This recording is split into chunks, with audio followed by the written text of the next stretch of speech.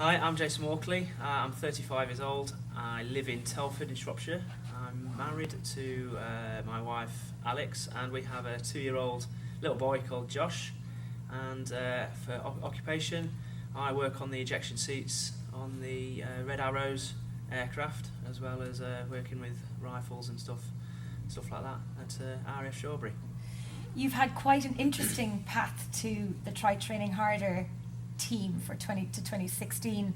I believe back 2004-05 you were about 15 stone, and that's where your journey to triathlon began. Yeah.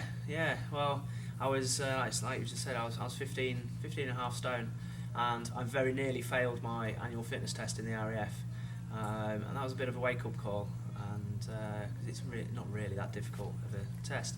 So so then I got posted down to the Falkland Islands for 4 months, and there you either go to the bar or you go to the gym, and I chose the gym, and lost a couple of stone in the 4 months. Then back at work in the UK, and one of my friends was doing a triathlon, and he just asked me if I fancied doing it. I didn't even know what it was, and turned up on a borrowed road bike that was far too small, couldn't swim front crawl, and walked the 5k, but absolutely loved it. You've had quite an interesting CV of racing and results since that very first race in 2006. So in 2007, actually, your first full year of racing, you qualified for the GB age group long distance race. How did you get to that point? Well, 2007, I got myself a coach, and he when we were discussing goals, I didn't really know what I wanted to achieve really, and he suggested getting into the RAF elite team, and also probably going down the GB age group route. And during 2007, I did my first open water standard distance, which was the RAF Championships, and qualified for the RAF elite team. And then a couple of months later at the Vitruvian triathlon, I managed to do a performance where that enabled me to race for GB age group long course in 2008.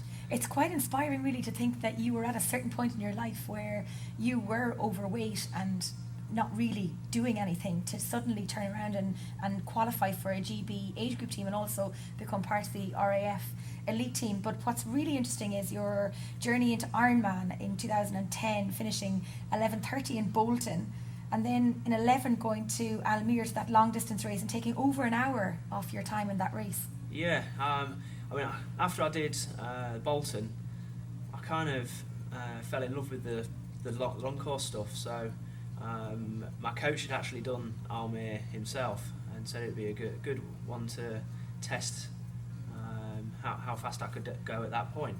And to knock an hour off in atrocious weather as well, I was absolutely over the moon. Then 2012 you went to New Zealand to do a full distance, but I believe there was a bit of a storm that blew through. Yeah, I went across because my coach had emigrated out to New Zealand, so I naturally signed up to do Taupo, and spent a month out there in the lead up to the event. Did no sightseeing whatsoever, concentrating on the race. And then the day of the Ironman, we'd already had bikes racked, bags racked and everything, and the storm that had battered the west coast of Australia that year decided to take a change in course and come through Taupo on race day. So the race was cancelled. We were confined to our house that we were renting, and but we still managed a 70.3 the following day. Massive disappointment with that one. So.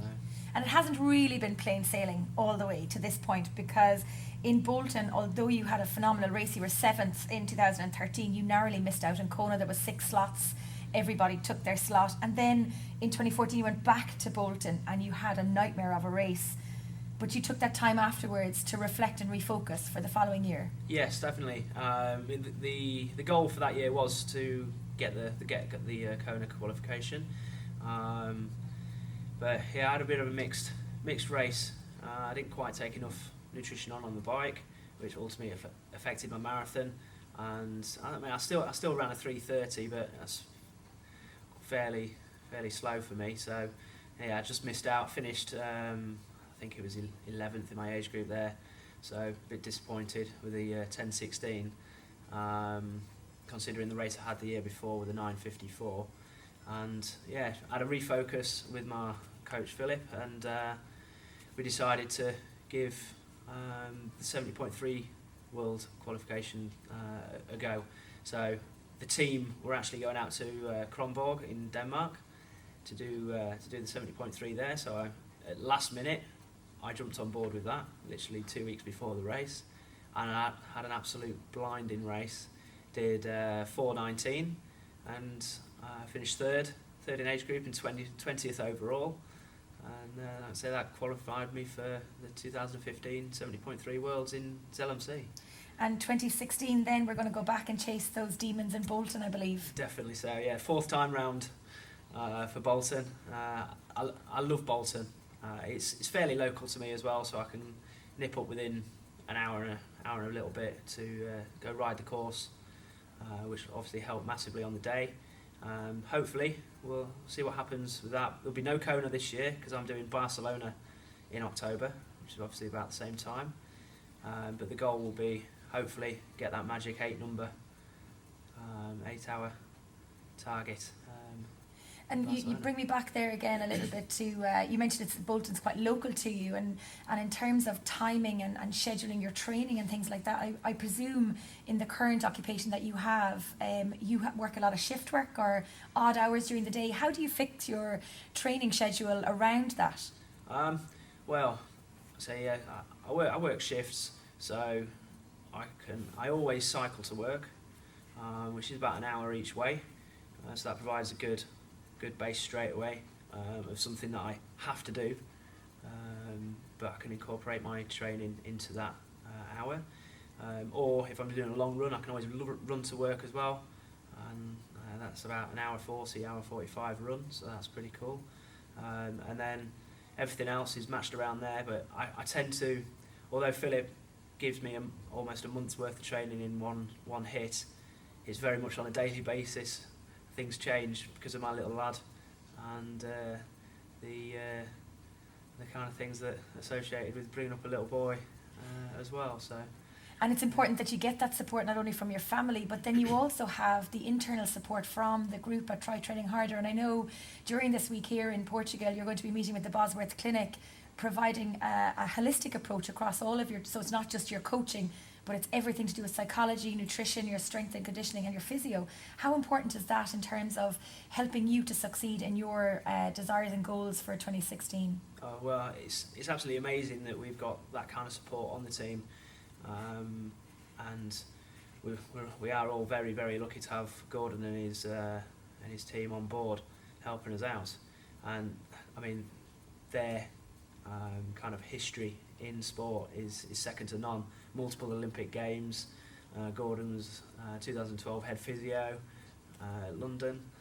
You couldn't get anything better really to support you, and without all that I doubt that we'd be able to sort of juggle everything and keep fit and healthy. And I mean, the thing really that's amazing about this team is that you are not professional triathletes.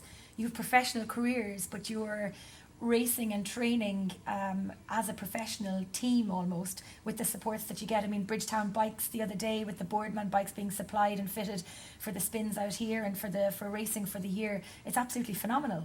Yeah, well, Mike at Bridgetown, he's ever so helpful. He's actually my local bike shop anyway, so I've dealt with him for five years or so now, and he'll literally do anything to help you. And the guys that he employs as well, what they don't know about bikes isn't really worth knowing, and he's been ever so kind to support us this year with the Boardman bikes and help the team out with the bike fits, which are probably one of the best in the country. He deals with the likes of Chrissy Wellington and Scott Headley, Tom Lowe, Catherine Foe, who's a renowned, awesome age group athlete, and yeah, again, without that kind of support, I'm not quite sure where we'd be. And I know that you're racing and training as part of a team with Try Training Harder, but is there a little bit of rivalry between you and the boys, and Elaine now joining the team this year? So between yourself, Danny, and Elaine, is there much of a rivalry between you? Oh yeah, without a doubt. On every single ride we'll be doing this week, it will literally be attack. That'll be the consensus between us all, any given opportunity. And I know that you haven't been together very long as a group of 4 this week yet, but you seem to have gelled very well with everybody, and everybody seems to have a great rapport between each other, which is very important as well. So the camaraderie as well as the competitiveness is hugely important. Oh, definitely. You know that you'll turn up to a race, and even if the other guys aren't racing, they'll come up and watch, and you just know that when you're going to be in a bit of a dark spot, they'll just pop up somewhere and give you that boost, and just knowing that they're behind you, both competitively sometimes and there to support you is amazing. Well, thank you for joining us here today, Jason. I look forward to catching up with you in a couple of months' time and see how your season is progressing, and best of luck with trying to beat the boys on the hills here in the Algarve during the week. Thank you.